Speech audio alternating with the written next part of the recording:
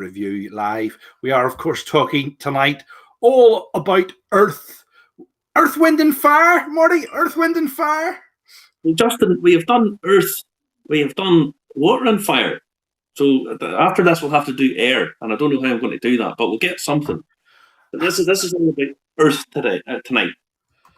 How are we going to actually do air when it comes to it? That's a weird one.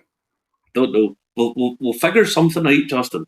All we have to do is prattle on for a bit, and we'll be all right. You know. All right. Well, how was your week? Because it brightened up there at the end of the week. It was lovely. I was down here this evening, and I got my grass cut. You've seen my back garden. It's about this angle. Right. Okay. Yeah. And it's up and down and up and down and up and down. My calves get a touch of it, you know. But no, it was all good. Pretty good week. Okay, now explain to me what Earth is. Tell me what it is. What is Earth, and what is his role in whiskey production? It's the third planet from the sun. Okay, it's where you live. I thought I lived in Alpha Centauri, to be honest. There's times I think you would live in Alpha Centauri. Oh boy, you gotta laugh. You have to laugh, you know. Yes. Basically, what it's to be about tonight is it's a bit to do with geography. It's a bit to do with what grows on the earth, etc., etc. So, a bit to do with cereals and that kind of thing. Let me look at the geography. That's Scotland below you. We aren't even on the map. What's that all about? Well, this is to do with whiskey regions. Okay, regions in Scotland. So what I'm talking about there is it's this sense of what's called terroir. The French call it terroir. I think you have another graphic there. It's this idea that a location, a sort of a culture, a climate, basically a geographical location has an influence on a product. So mainly we're talking about wine, and that's to do with wine. But what I'm talking about is the same thing for whiskey. Now, in Scotland, you have, well, depending on who you ask, different whiskey regions. Now, these are not hard and fast rules. They're a bit more subtle than that. But it's what that environment, what that area, what that geography has influence on the product, on whiskey. So the number one whiskey producing region really in the world is Speyside. So up in the sort of northeastern corner there along the River Spey. I see it. Yes. There is 50 distilleries there. Wow. And some of the big names. So you have Macallan, Mortlach, Glenfiddich, Cardew, Tamdhu.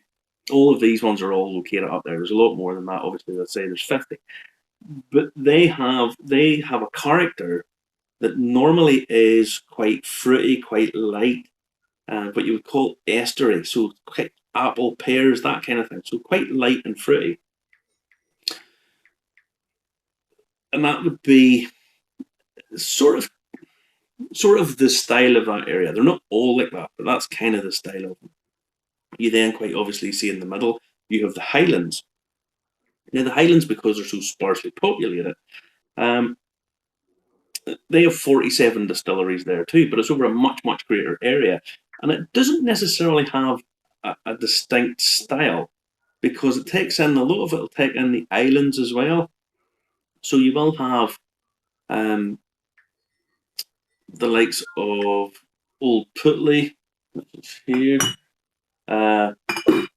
You have Highland Park, which Highland Park. You have even the Isle of Skye, the Isle of Rassay, and Talisker, and that kind of thing. So it doesn't necessarily have necessarily a distinct style, but it has a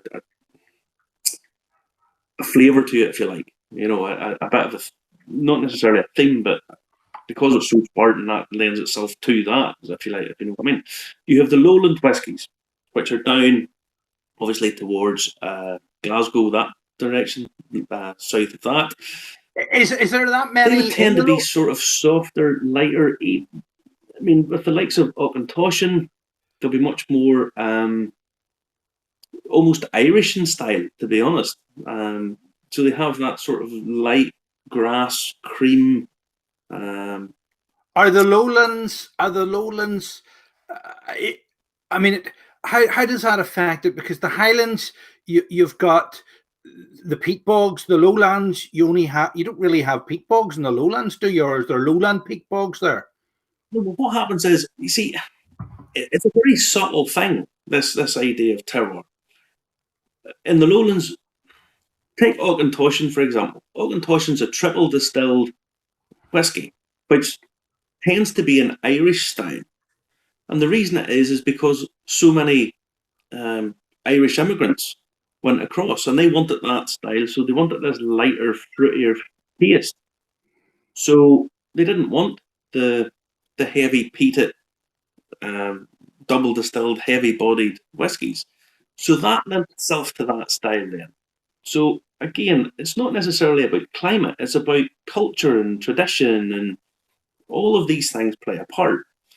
So the lowlands, that's what they do. Then you have Islay.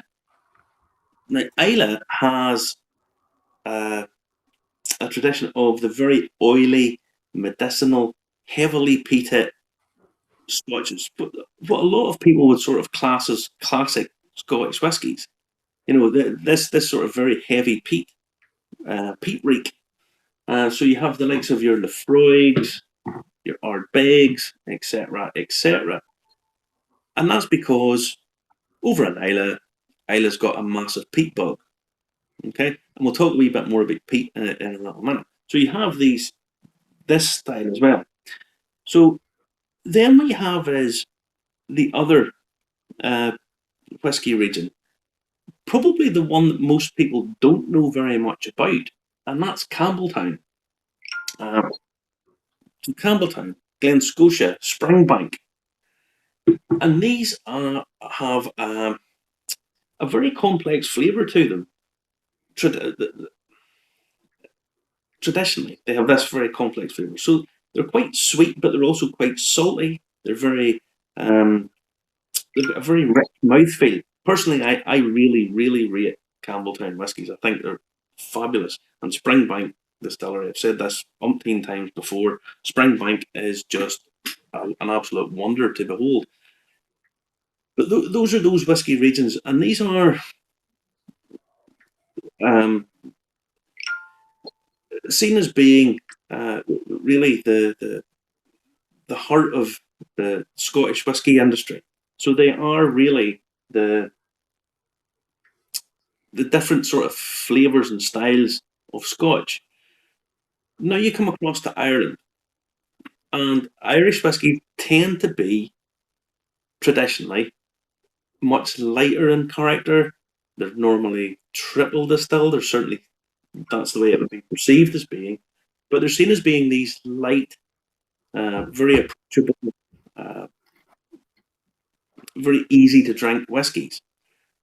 But what they've started to do is a lot of them have started to put the area that they're from as the name of the distillery. So you have the likes of the Connaught Distillery, the West Cork Distillery, and this rather wonderful stuff, Dingle. You know, it basically says on the tin what it is. You know. So, but how come Scotland counts as lots of regions, but Ireland only counts as one region? Well, because Scotland has many, many, many more distilleries. It's just as simple as that, and it's to do with the character of the area, the sort of tradition, etc., etc. I mean, you have I've said before that Ireland essentially in the early 80s, late 70s, early 80s, really only had one proper distillery. So how can you have so many regions? Ireland's taken as being one region, and Scotland, again, in sort of legal parlance, Scotch whisky's one area. But these different regions have this. It's not a hard and fast rule, as I say, but it tends to be the character of the whiskies. You know, it feeds in from this idea of terroir, which is obviously a French term. Now, not Dingle. This is Dingle. This is Dingle batch number 5, a single malt that's just come out, and it's fabulous. It's lovely aniseed. Yeah, lovely. Now, some of these things in this terroir, climate is obviously, well, they say it's changing. Soil is going to be scientific. Yeah. Terrain is also going to be scientific. But tradition's a movable thing. It's like culture. It's not fixed. It's not finite. I mean, we're mixing qualitative and quantitative things here, Marty. How does that work? Well, the thing is, you have this. Once you establish a distillery, your distillery, depending on the shape of the still, depending on who's making it, depending on what your customers want, etc., etc., that essentially dictates what your whiskey's going to be like, and that's basically a permanent thing. Now, if your tradition is that you make heavy peated, oily, medicinal Islay style whiskies, well, you're not going to suddenly change overnight and start making, triple distilled bourbon cask, very light whiskies. That's not really what's going to happen. So that tradition carries on, it endures after thing. Now, we're talking there about peat. So whenever you're talking about earth, this is the very obvious thing to talk about with whiskey, and it's peat. Now, for anyone who doesn't know what peat is, which if you live in Ireland or Scotland, really we go into, peat is basically decomposed, mainly sphagnum moss, which, if left for many, many millennia, would eventually turn into coal. It's fuel. It's in anaerobic conditions. That's how it does it. It doesn't decay the way things would rot if they were left out in the oxygen. So this then becomes a fuel. Now, what they discovered, when you malt your grain, and we'll talk about grains a little bit later on. When you malt your grain, you need to dry them out. So what they discovered was if you use peat imparts its own flavours onto the grain as it dries it out. Now, if that was the only fuel that you had, then that's what you used. Again, on the likes of Islay, some of the other islands, Jura, etc., etc., and plenty of instances of it in Ireland. That's what you used. So what essentially happens is lots of chemicals come off the peat and go onto the grain. And we'll talk about, I'm not just saying barley here, I'm going to talk about this a little bit later on. But it's quite surprising just what chemical, what flavours the peat imparts. The automatic one is you think of is like bonfires, smoke, okay? But at some of the lower level of peat, you can get surprisingly sweet smells. You'll get very spicy notes. So the chemicals, and I wrote down some of the chemicals here that comes off the peat. So you have these phenols, and they would be like carbolic soap. You know that sort. Yeah, Stuff I mean. yeah, yeah. So carbolic soap. You've creosote, which is it's a very woody, sort of musty smell and flavour. Uh,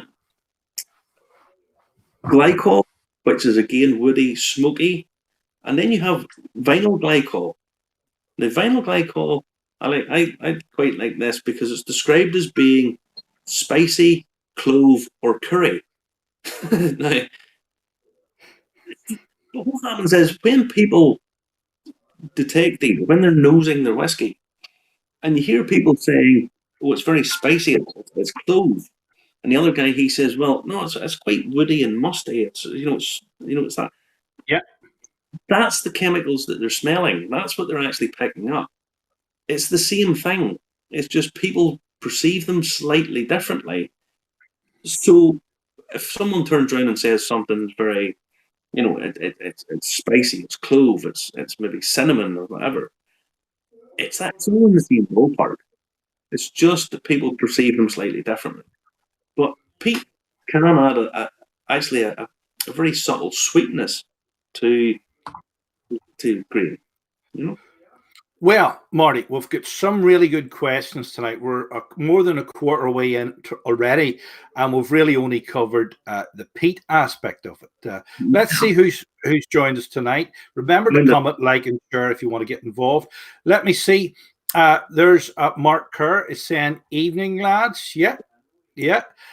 Trevor Watson is saying, "Make it up as you go along." You do. I love it. This gets more scripted every week. We have about a dozen photographs to show you this week, and we sort of stick to the theme.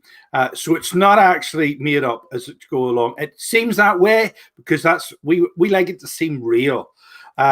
Frank Hearn is saying, "Marty, start at the top of the garden and cut across, work your way down." Work your way down. It doesn't quite work like that. It doesn't work like that. If you see my garden. No, I know. Paul is saying, "Well, laddies, yes, evening to you." Dave Cummins is saying the same. Good evening to you, Dave. Julie Mason is saying, "Evening, Marty and Justin. I see an Ardbeg there." Okay. Yeah, we would love to go to Ardbeg, wouldn't we? Oh, well, we were nearly there. We had to go through it to get a boat back again, if you remember. Yeah, we did. Paul's saying, "Have a drink." Yeah. Well, no, I'm on the Chris tonight. I'm on the Chris. You probably see me eating the Chris because I've just come in from canoeing the Ban and I'm absolutely starving. Julie Mason is saying, "Just discovered the wee beastie. Yum." I heard you discovered the wee beastie. Yum. Yes. Let me see. I've just sold something on eBay. That was what noise was. Paul is saying it's worth a wee punt. I wonder what that was. That was at 7 minutes past. What were we talking about at 7 minutes past was worth a wee punt? What did you introduce there earlier on at 7 minutes past? The dingle. What? Dingle. Maybe. I think it maybe was the dingle. We'll give the dingle a look there. There's the dingle there. This is what I mean. This is what I mean about the a lot of the Irish distilleries are putting their name of where they're from on it because it kind of plays into the whole. This is how we do it. This is a kind of style that we do, etc. I know one of our regular viewers here, James Doherty. He's down in Donegal, and he's very much into. He wants to bring out the more peated whiskies at some point. Hopefully, bring out the more peated whiskies to as a traditionally is from Donegal. It doesn't sound Irish whiskey. There's this sort of misconception that they are not peated, but it's not really true. They are. They were traditionally. There's lots of them were peated. Mark Kerr saying he does like Islay whiskies. Yes, we do too. Yep, lovely. And then we've been hoping to visit Campbelltown, but the boat's off this year, so we can't actually go directly. But there's Mark Kerr saying, spent a happy day walking around Campbelltown. It's a lovely part of the world, Campbelltown. Been there 2 or 3 times, actually. I do love it. Julie Mason is saying she loves Campbelltown as well. Kilkieran, Now, we're getting into some really heavy questions. It's 20 past the hour. Remember to comment, like, and share if you want to join the show. If you comment on the Irish Whiskey Review website page, you can get us directly. We'll be able to put your question on screen. We've got some heavy questions here. Can we do them before you go on to Grain, Marty? Can we, or do you want to leave them until later? No, we've got ahead. Fire away. These are good ones tonight. These are... You're getting asked harder questions every week. We are going to have to get them in advance and research them. Right. This is what David Cummins said. He says, Marty, do you think some of the regions in Scotland are getting blurred with some of their newer distilleries? So I was going to ask this myself, as in that some distillers want to distill what they want, where they want. Yes. I think there's definitely blurred lines in this map. Definitely blurred lines on that map. I think absolutely. What you're going to see is people experimenting and doing different things, really, so they can stick their head above the parapet. If you know what I mean. I think this is probably true in most things these days. That there's what was the sort of traditional way, the traditional things are kind of getting pushed out a little bit, and new things happening. It's a bit like the craft beers. You know, I read about a craft beer this morning that is made with French mustard or French's mustard. Yeah, seen that. How does that work? Who knows? I'm not 100% sure. But I mean, the thing is, everybody's sort of crying about themselves, you know, or everybody's sort of squawking and vying for the same customers. So I do think there is this blurring of lines, but your typical Islay peated single malt is still going to be your typical Islay peated single malt. When people think of it, that's what they're going to think of. If you think of their Speysides, they are typically going to think it will be quite approachable, probably double distilled, quite heavy bodied, but it'll be quite light fruity or quite fruity. Excuse me. So I mean, even Irish whiskies, you know, Irish whiskies traditionally seen as being triple distilled, very light, very approachable, etc., etc. But you're starting to see some more peated whiskies, Belfill coming in, the Hinch peated. I know that some of the new distillers, certainly up in this neck of the woods, are double distilling. And that's what they're probably always going to be doing. For that's the way they're going to set up their stall. So there's blurred lines across the whole lot of it. And there probably always has been. These days, probably a little bit more. But tradition will always hold sway. I'll say that for quite a long time, I would have thought. I don't see it changing anytime soon. You know? Okay, 25 minutes past 10. You're watching Irish Whiskey Review Live with expert whiskey person Marty McCauley and myself, Justin McCartney, here to ask the questions and moderate the whole thing for you. Frank Hearn is saying, does the shape of the still affect the whiskey? Absolutely, massively. Everything from we'll do a show on the shape of stills some night. I'll do it quickly here. You can the amount of copper that it comes into contact with, how high up the neck of it goes, because as the whiskey's boiling, it rises, but it cools and comes back down, and you get this what's called reflux. What angle the line arm comes off the still at, so you'll see the thing coming up and going like this. I mean, Old Putney, they make the bottle basically in the shape of the still. So the likes of every aspect of the still shape has an influence on it. You know, how bulbous it is at the bottom. You know, there's lots and lots of aspects for it. And we'll do a show about that some night because it's quite complex in its own right. But the shape of the still's massively important.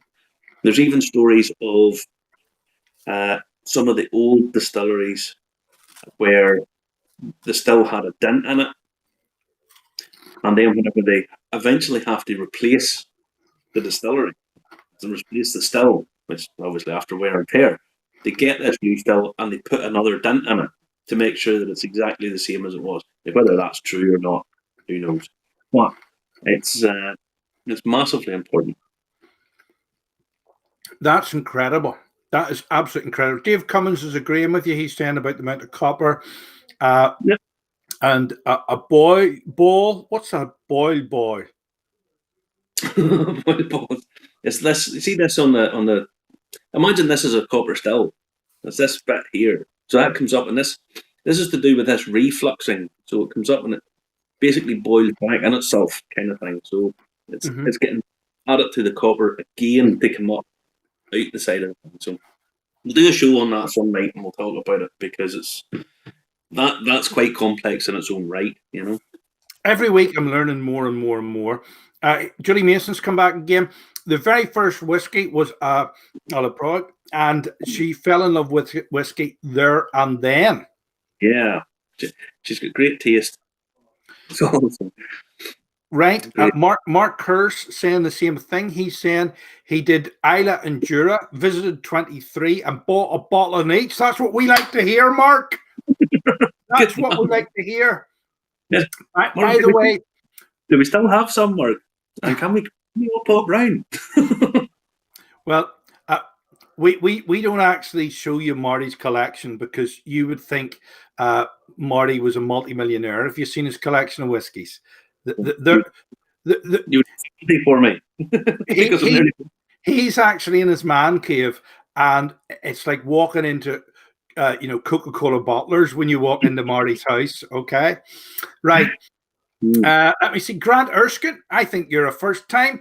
Give him a clap. It's the first time we've heard from Grant Erskine. Evening all. First time I've ever watched this live. Pure luck. And it's the odd occasion that I'm drinking a gin. You traitor. You traitor. There's nothing wrong with the gin. I like a wee bit of juniper myself. No. Not a big fan. We're on every week. For the meantime, we're in lockdown. This is like the 12th week or something like that, Marty, isn't it? It's even more than that, just it feels a lot longer. It feels longer than that. I know that. But listen, Grant, the best place to watch this show is live on Facebook. But they're all archived on Facebook, but they're all archived at a brand new site. Okay? I'm going to show you this new site. I'm going to share the screen with you. Marty has set up a new YouTube page, and it's called Irish Whiskey Review. And if you go there, you can see all the videos we have done. So if you've missed any, you can see them there, Grant. So thanks for joining us. How was it pure luck? Were you skipping through sites about whiskey we'd shared it with? But anyway, this is the place where you can find out all the shows in the past. We've got fire in there. We've got water in there. We've got specials about various aspects. They're all on that site, Irish Whiskey Review. And I would ask everybody watching to actually subscribe to that. It doesn't cost any money. Hit subscribe. A lot of people think the subscribe button on YouTube costs money. It doesn't. Hit subscribe. When we get to 100 viewers, it helps us. When we get to 1,000 viewers, it helps us. Still there, yes, I'm still here. But listen. We've got to get through a few other things. Where can I access the subtitles? Great show so far. The subtitles, Peter, should be appearing automatically because I'm looking down at a feed here on my phone and the subtitles are appearing automatically. It does sometimes get it wrong, and I'm like Hitler in the bunker, you know? So there it is there. It is on there. It didn't twist, but the subtitles are up at the minute, and they sometimes don't match our lips, and they say naughty things, especially when I say six. And instead, but I have set it to English and Irish, so it gets it a bit better. All right. Now, this is one I don't like. Old Pulteney. I don't like it, Marty. Trevor's saying he loves it. Oh no, I have a lot of time for it. I think it's one of those.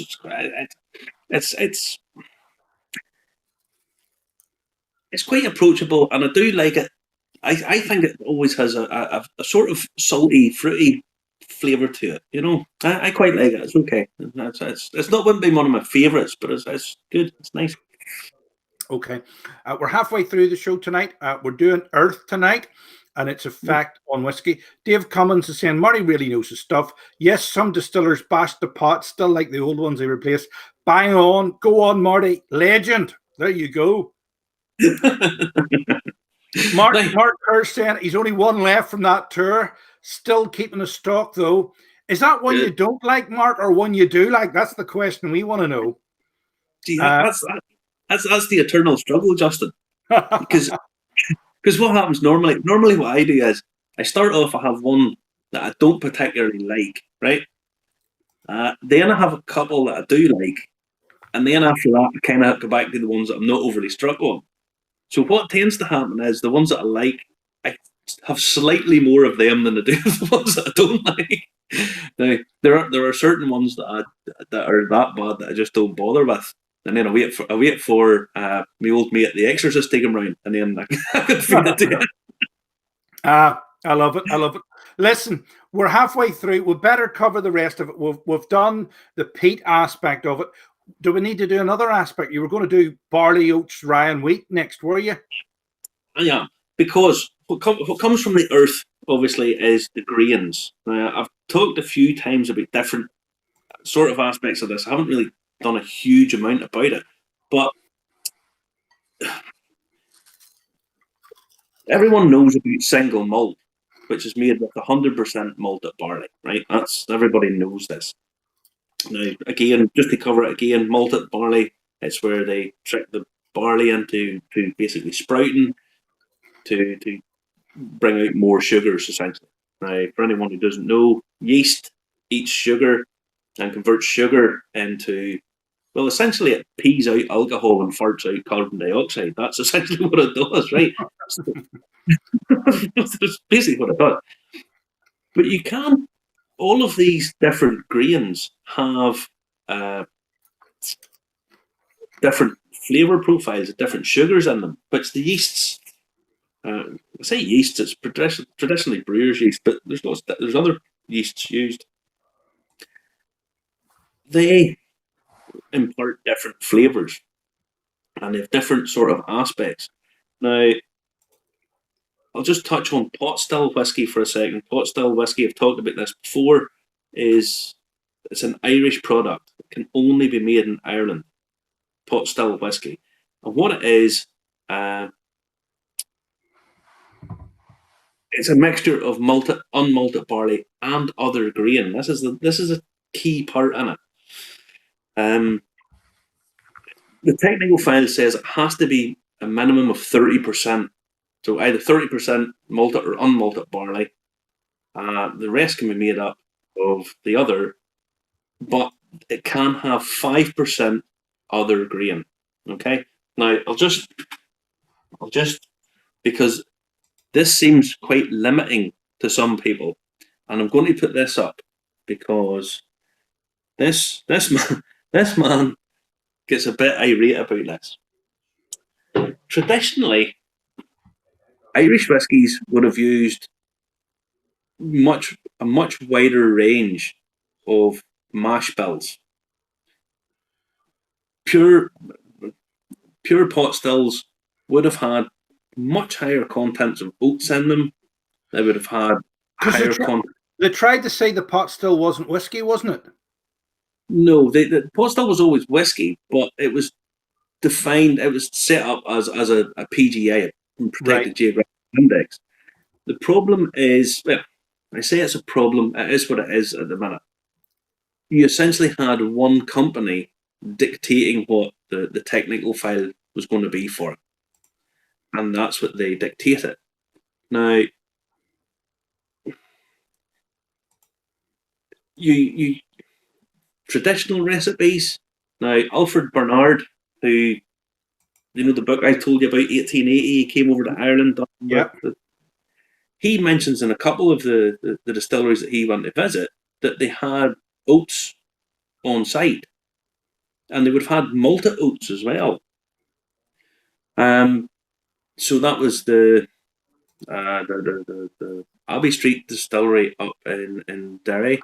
You would have had the Phoenix Park Distillery in Dublin. They had it, and there was probably others. Most of the illicit distillers back in the day, people think of poaching being made with potatoes and all this kind of stuff. Mostly it wasn't. It was made with oats, which is a slightly harder uh, grain to make stuff with. Now, the reason people use barley is because it gives a higher yield. Okay, there's more sugar in it, there's more yield in it, you get more alcohol, more bang for your buck, essentially. But there are 5,500 different strains of barley. Okay, Wow. and of that, there's only 10 of them used. There's 10 of them used that are regulated by the Institute of Brewers and Distillers. Okay. It seems very strange. I have a few notes here because I had to write this down because I couldn't actually remember. You have Belgravia, Concerto, Propino, Quench, and there's new strains like Moonshine, Chronicle, Overture, Odyssey. All of these are the ones that are agreed on that these are to make whiskey. Okay, so the Institute of Brewer and Distillers, that's what they say. Now, to give you an idea of just how much these new strains can produce, you can get 3 tons of barley per acre. Okay, Right. and from that you can get 400 litres of whiskey per ton, which is kind of incredible if you think about it. So you can get 1,200 litres of whiskey per acre. That's a lot of barrels. That is a lot of barrels. That's a lot of barrels. So you can see why they're always trying to develop these new strains that are more efficient. But that's barley. Again, we were talking earlier on about people sort of breaking with tradition. There are new distillers who are using oats. They are using basically they're using buckwheat. Obviously, the likes of bourbon, they use corn. By law, bourbon has to be corn. It has to be 51% corn. But they're even using quinoa and all these weird stuff, you know. But wheat, barley, corn, oats are essentially what is traditionally used in whiskey, you know. Wow. I mean, is it the same? Is it the same with the wheat and the rye? Is there only certain ones of those that are allowed to be used? Yeah, the thing is, because they're sort of a little bit more, they're not traditionally used, if you know what I mean. They're not these days seen as being what you use. I think there's a bit more. There's more leeway with them. You can use up to 5% other grain. So basically, you can use whatever you want. You know. Right. So basically, there's the traditionalists, the purists, and then there's the avant-garde ones that like to try everything. Well, I'm showing you Cologne because Brendan down in Cologne, who's a wonderful guy. He's extremely passionate about this, and he's a bit of a maverick, and he's always sort of trying to push the boundaries a little bit. So he's always pushing, and he says pot still whiskey wasn't the limiting amount that the new technical file says it has to be. So he's always pushing and pushing and pushing to say, I want to up the oat content. I want to put in bits more of this and put in some of this and some of that and do this kind of thing. So he's doing wonderful stuff. I mean, his poaching is fabulous stuff. Fabulous. and it's got an oak content in it as well.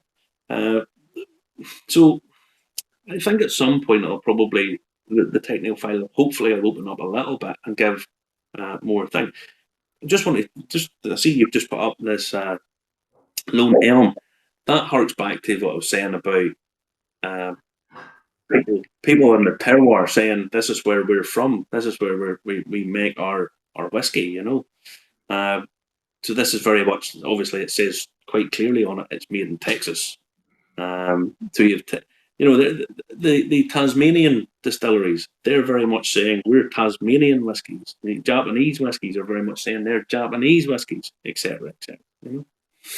Okay, and what's the idea behind this? Is Texas isn't famous for whiskey in any way, although we did touch on it when we did the world whiskies, that Texas and America is trying to go artisan on whiskey now.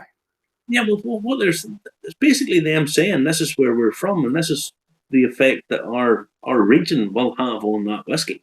You know, that's what they're saying. Now, what I want to talk about now is aging and warehousing and storing your whiskey, because this has a huge effect on the aging of whiskey. So here's barrels stuck here, and they've got numbers on them at Eichenville. You've said before that only part of the bottle has to be aged to that age, not all of it. Yeah. Whatever you state on the bottle is the youngest whiskey that can possibly be in it. Okay? Okay. So if you have it says on it 16-year-old, you could have a 30-year-old whiskey in there. Probably not in very big quantity, but you can have 30-year-old, 20-year-old, 18-year-old, but it's a 16-year-old whiskey because the youngest whiskey in it will be 16 years old. Okay? Right. Now, the numbers on that just denote the barrels. But what warehousing is really important, because probably 70% of the flavour, maybe even more, comes from the cask. Okay? Now, what happens is if it's hotter, if it's warmer, the cask, the whiskey expands by volume and goes deeper into the cask, into the wood, and back out again. Right? So as it gets warm, hot and cooler, it comes in and out. Or if it's all hot all the time, it'll be further into the wood. Okay? So if it's cold, like in Scotland, you probably age it a bit more. If, however, it's in Kentucky, it's a lot warmer in Kentucky than it is in Elgin, right? So what happens is they don't tend to be aged as long. Okay, you will have whiskies that are maybe 3-4 years old, if that. It's up from some American bourbons, but it doesn't need to be much older than that to get what they're aiming for. In Scotland and certainly in Ireland, it needs to be aged a little bit longer. Ireland's slightly different because it tends to be a bit lighter, tends to be a bit more approachable. So you don't want it overaged in Ireland necessarily. In Scotland, the likes of your more fiery whiskies, they take the age a bit better. Now, interestingly, I will just say a couple of little things. Scotland isn't the ideal place to grow barley. Okay? So it comes from southern England, Marty, doesn't it? It comes from southern England, it comes from the continent and various other locations, and gets taken over to Scotland. Although at the time it'd be malted in Scotland. There's big malting houses in England as well. Now, lots of people talk about the barley aspect, or the grain aspect going into the whiskey, And I know the new Waterford distillery, this is a big thing for them, this single farm. What's the difference between different farms? I haven't had a chance to taste the Waterford distillery because it just got all snapped up by what they call flippers, people buying them to basically stop other people from getting them so they can throw them onto an auction site 2 months later, or not even 2 months later. So go through speculators. Yes.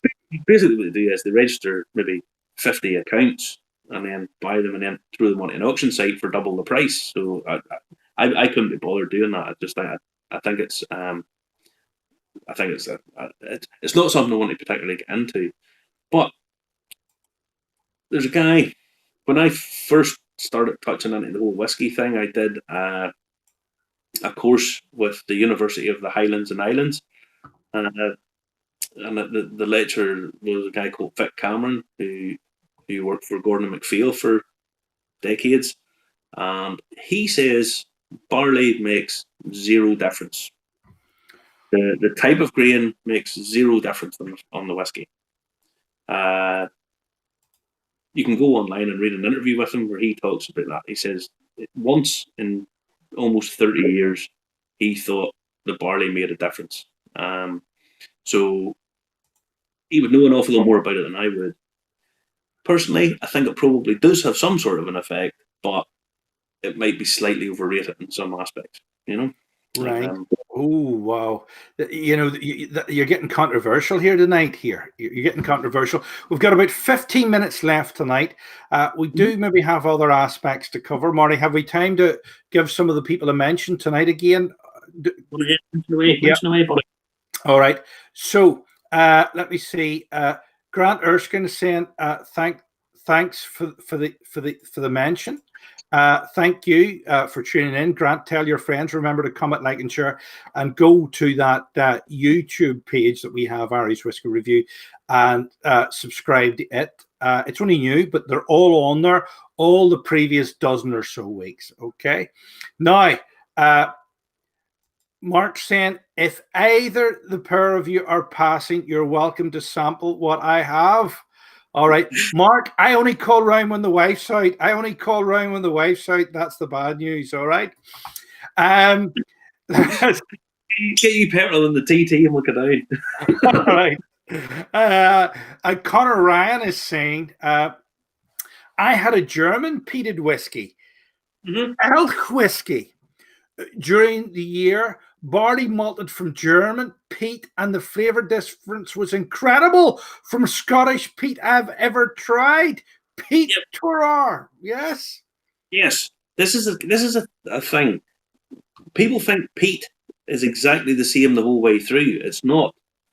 You can have, depending on where the peat is from, it depends what has actually went into the peat, if you know what I mean. Most peats. It's these trees go into the peat, Marty. No, we'll get you the trees in a wee minute, Justin. We'll get you the trees in a wee minute, son. All right, okay.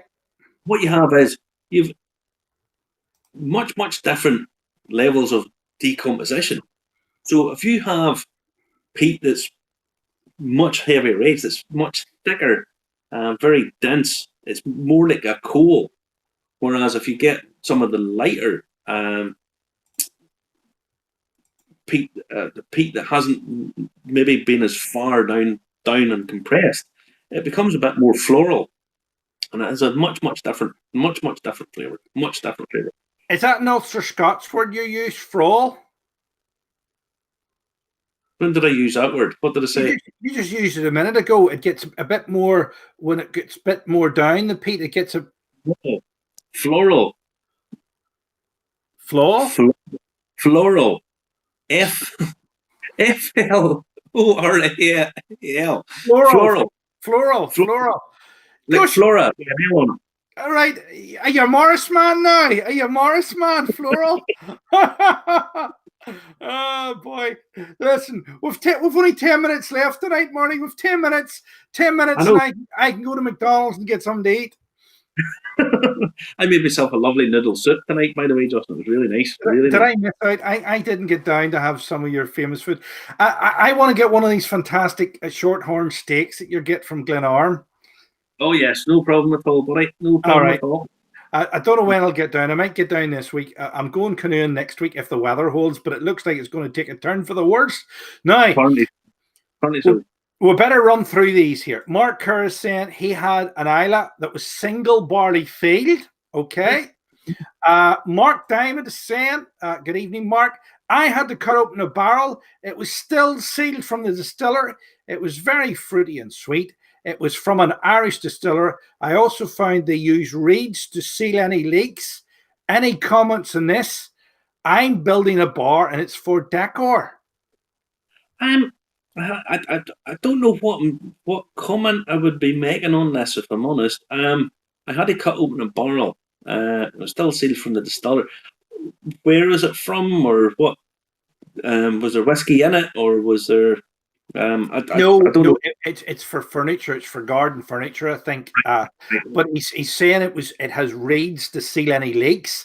Does the reeds, because you can eat reeds, bulrush reeds, you can eat them. You know that.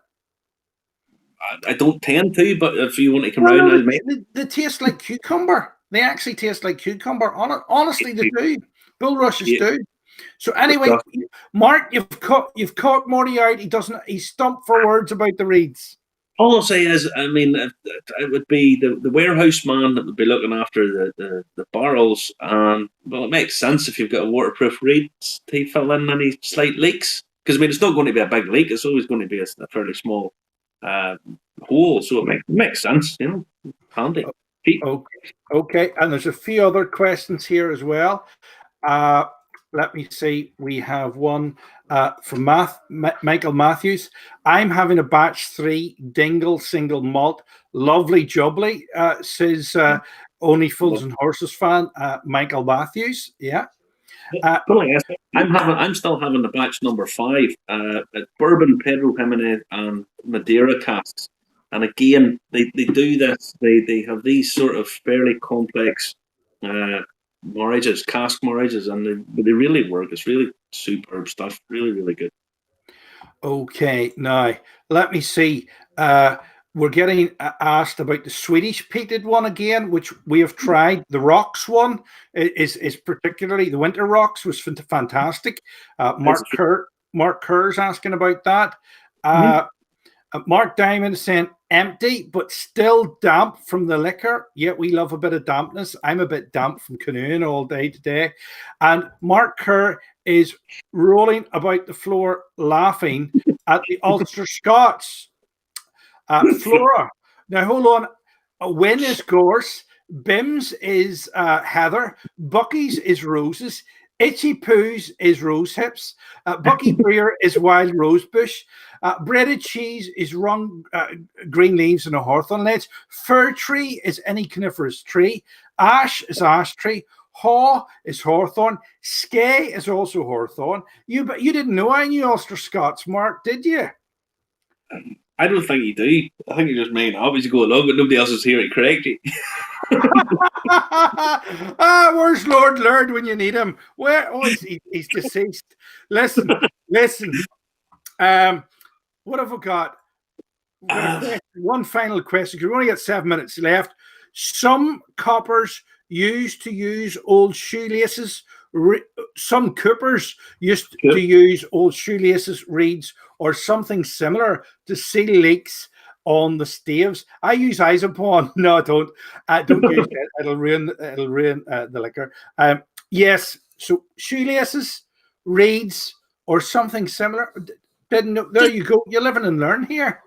I mean, anything that's going to seal it up, as long as it's sort of non-porous, I mean, it's going to work, So, I mean, you just tap it in tight enough, it's not going to leak out, because you have to remember, these are tiny leaks. These are more or less pinholes, so it's not going to be anything major. Mark Diamond reckons I'm reading it out. Now, I can assure you there is no auto cue here whatsoever. There is absolutely no auto cue here whatsoever. That's why I'm not reading it out. How dare you? Justin, I think people reckon there's a level of professionalism in this. Which is I'll totally keep these out because I can't hear what you're saying. There you go. Look at that there. Listen, there is no auto cue here, and the only person I can hear is Marty. There is no prompter. There's nobody here. This isn't full of sycophants like the BBC or ITV all telling me what to say. Honestly, it isn't.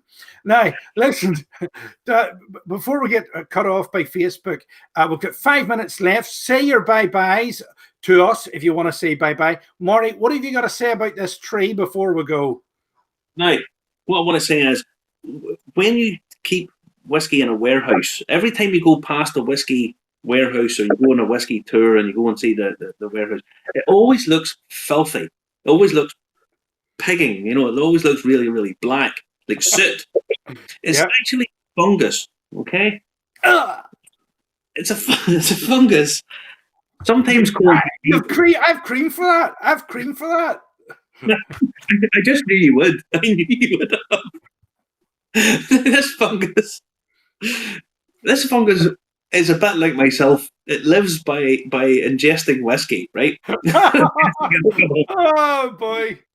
Now, I'm going to try and pronounce its Latin name, and there'll be somebody out there. Somebody's going to pull me on this because I'll sound like an absolute prick saying this. But it's Bodonia Copernicus, right? And it turns. You see the bark on that tree is black. It turns everything black. So it has people who live near whiskey warehouses. It's a bit of a problem for them because the front of their houses all go black. It doesn't do any harm, There's things eat it and stuff, but it just if you go to any distillery, look out for the trees outside because they've all got that black bark and black leaves and stuff on them. It's quite cool. I think it's always pretty cool. I didn't know that. You live and learn. Yeah. I tell you, there's some comedians here tonight. Listen, what else have we got to do tonight to cover this earth? Because we've been talking about earth tonight and its role in whiskey. Have we missed anything out? No, I think we've sort of covered all the basics. But what we will say is competition week. We have a competition that's been running all week to win a miniature for a tasting next week. We're going to do the tasting of the Red Earl. It's a new whiskey that's released from Concealed Spirits. 20 miniatures be sent out to people picked at random who will receive it so they can tune in next week and join us as we do tasting. So if you want to be in it, put your name in below it. You have to live in the UK or Ireland. But that's it. Now, I've tried it. It's a sherry and Rioja cask finished whiskey. So if you put your name down below it, you're in with a chance of winning it, and join us next week for the tasting. So hopefully we'll get the 20 people in, we'll get the tasting done, and we'll get them all sent out. Okay, right. Just 2 minutes left. We'll say our bye-byes. This is what people are saying. Frank is saying he would like to see me with a couple of bottles around me next week. No, I only have empties here. Frank Hearn must do the Ulster Scots or know what the fungi's called. He's calling it boggin. Mark Hurst thanking us for another lovely evening, Marty. Thank you, Mark, for contributing to the show. It's the viewers that make it. Always comment, like, and share. Tell your friends and watch us on the main feed at Irish Whiskey Review on Facebook. Fascinating show. Thank you. See you next week. Next week is the big week for the Red Earl Irish Whiskey tasting. Make sure you know, there's going to be 20 odd people get a sample sent out.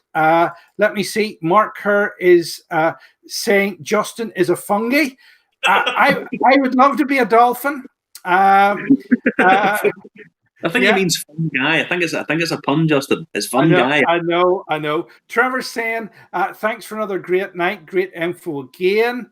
Mark Diamond saying I have a cream for everything. I do. Yes, ice cream. I do love it. Geordie Burke, good evening to you, is saying cool. Wherever you are, Geordie, watch us next week, 10 o'clock British summer time. Trevor Watson is saying great show. Now bring on the wind show. Yeah. Earth.